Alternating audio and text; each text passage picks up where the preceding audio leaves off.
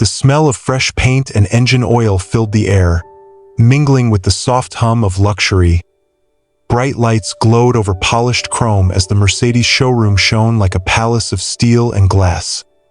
Then the glass doors opened, and silence followed. An old man stepped in. His cap was torn, his beard long and white, his shirt carrying the stains of 1,000 dusty roads. He looked out of place among the suits, the heels, and the smooth talk of salespeople. For a moment, nobody moved. Then, soft laughter rippled through the room. But what no one knew was that this man was about to change everything. He walked slowly, boots scraping against the tiles, a faded backpack slung over one shoulder. His eyes scanned the shining trucks lined in a perfect row. He stopped beside the biggest one, pure white, its chrome grille catching the light, and laid a calloused hand on it, as if greeting an old friend. "She's a beauty," he murmured. Then he straightened up and said loud enough for everyone to hear, "I'll take 5 of these." The words dropped like a rock in water. One young employee stifled a laugh. 2 others didn't bother hiding theirs. The manager, Miranda Hale, silver-haired and sharp, smirked.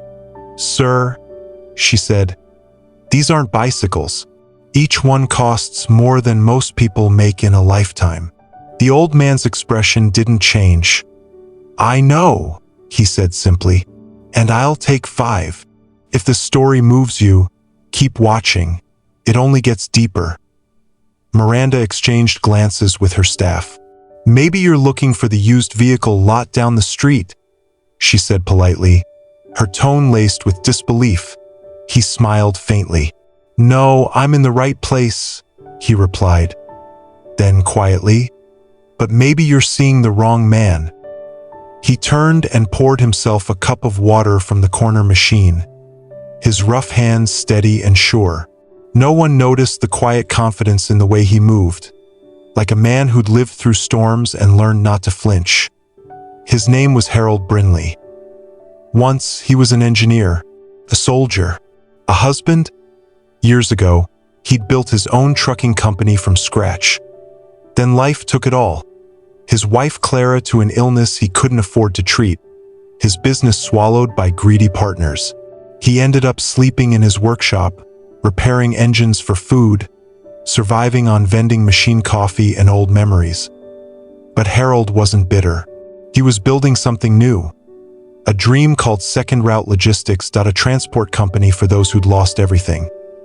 Veterans, single mothers, the homeless, people who just needed a second chance. And today, this old man in torn clothes had come to make it real. Miranda returned to her desk, shaking her head.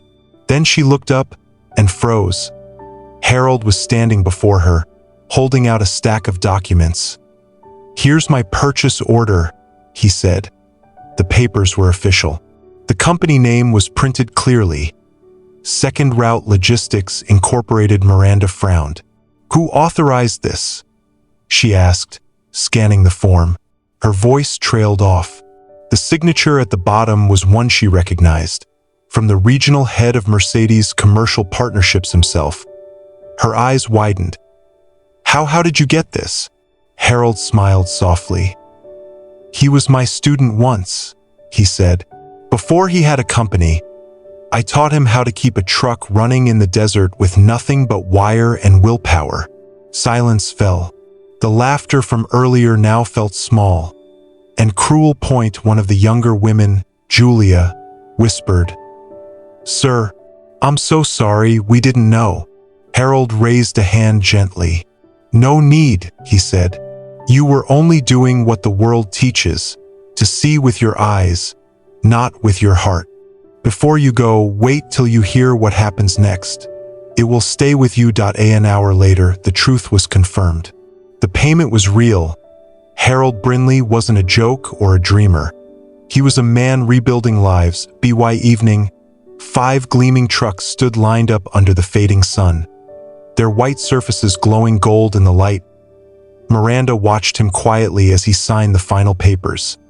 "You know," she said softly, "I judged you the moment you walked in. I saw your clothes, your hands, your age, and I thought you didn't belong here. Harold smiled. Dreams don't get smaller because people stop believing, he said. They just wait for the right hands to build them again. He looked back at the trucks. These machines will feed families. They'll carry hope from one town to another. That's worth more than pride, don't you think? For the first time in years, Miranda's voice trembled. Yes, she whispered. It is. The next morning, the trucks rolled out. Behind each will sat a man or woman who had once been forgotten, now wearing uniforms with the words Second Route Logistics printed across the chest. People watched from sidewalks as the convoy passed, shining under the sunrise word spread.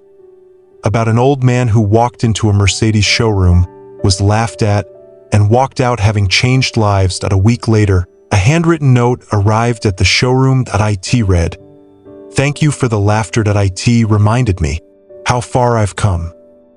Maybe kindness doesn't start with believing in others, but in giving them a chance to prove you wrong." If this story touched your heart, please like, share, and subscribe to Kindness Loom, where real stories remind us that compassion still has the power to change the world.